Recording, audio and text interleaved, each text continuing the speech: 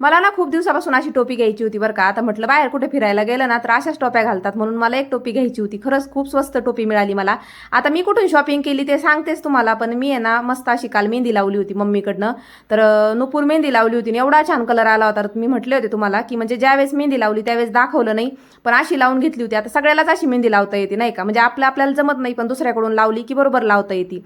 आणि एकूणचे एक केस रंगला जातो. तर बघू शकता इथं माझ्या केसांना खूप छान कलर आलेला आहे. आणि केसाला कलर तर आलाच आहे, पण केस एवढे सिल्की झालेत ना, तर तुम्ही बघू शकता एकूणचे एक केस मोकळा झालाय. आता याच्या आधी तुम्ही माझे हेअर बघितलेले आहेत केस, म्हणजे जेव्हा पण मी केस विंचरते तेव्हा तुम्हाला वाटलं नसेल की एवढे मोकळे मोकळे असतील. बघू शकता तुम्ही चॅनलवरती दुसरे पण व्हिडिओ आहेत त्याच्यामध्ये, आणि आत्ताच्या केसामध्ये खूप फरक आहे.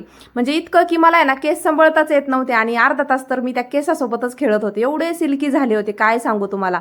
म्हणजे ना माझं असं झालं की मी जेव्हा मेहंदी लावली ना त्याच्यानंतर त्या रात्री केस धुतल्याच्या नंतर एवढं डोकं जड झालं होतं ना, मला सहनच होत नव्हतं. मग मी काय केलं, त्या दिवशी केस धुतलेत ना त्याच दिवशी केसाला लगेच ना तेल लावून घेतलं बरं का, आणि त्याच्यानंतर दुसऱ्या दिवशी शॅम्पू केला तर असे केस झाले, एवढे भारी दिसत आहेत ना.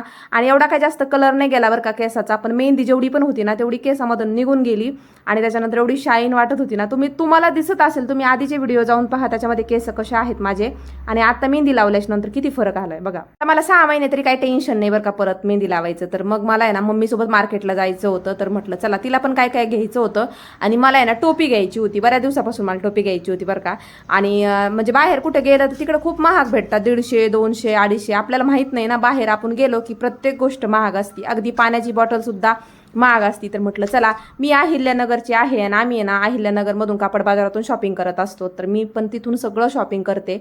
म्हणजे मुंबईला जरी गेले ना तर तिकडं करते, पण सगळ्यात जास्त शॉपिंग आमची अहिल्यानगरच्या कापड बाजारामधूनच असते. आता मम्मी तिची शॉपिंग करत होती, तिथेच आहे ना बांगड्याचा स्टॉल होता. म्हटलं चला तुम्हाला दाखवते बांगड्या. आता मला काही लगेच घ्यायच्या नव्हत्या, कारण की मला सध्या गरज नव्हती. म्हटलं बघूया, आता वट सावित्रीची पूजा आली आहे, त्यावेळेस असं कंगन मला लागणार आहे चुड्याच्या मध्ये म्हणा, बघूया साडी कशी नेसल त्याच्यावरती मॅचिंग होईल नाही का.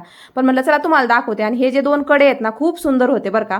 तर 150 रुपयाला होते हे, पण दिसायला पण खूप छान होते. त्याच्यामध्ये ना दुसऱ्याच्यामध्ये ना राधाकृष्ण पण होतं, म्हणजे आपण त्याच्यामध्ये ना आपला स्वतःचा फोटो सुद्धा टाकून त्यांच्याकडून बनवून घेऊ शकतो, एवढे भारी भारी होते ना कंगन.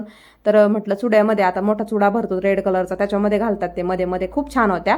नंतर मला मम्मीची शॉपिंग झाल्याच्या नंतर मला टोपी घ्यायची होती, म्हणून मी बघत होते, तर मला आहे ना हे टोप्या बसतच नव्हत्या, आणि अशी नुसती न बसणारी टोपीचा काय उपयोग होणार होता, म्हणून मी दुसरी टोपी मग त्यांच्याकडून मागवून घेतली. तोपर्यंत म्हटलं चला तुम्हाला दाखवूया. आता मला जी टोपी पाहिजे होती ना तर ते बोलले खाली दुकान आहे, तुम्ही तिथून जाऊन घेऊ शकता. तर चला, लॉंग व्हिडिओमध्ये तुम्हाला सगळं पाहायला मिळेल. भेटू पुन्हा, बाय.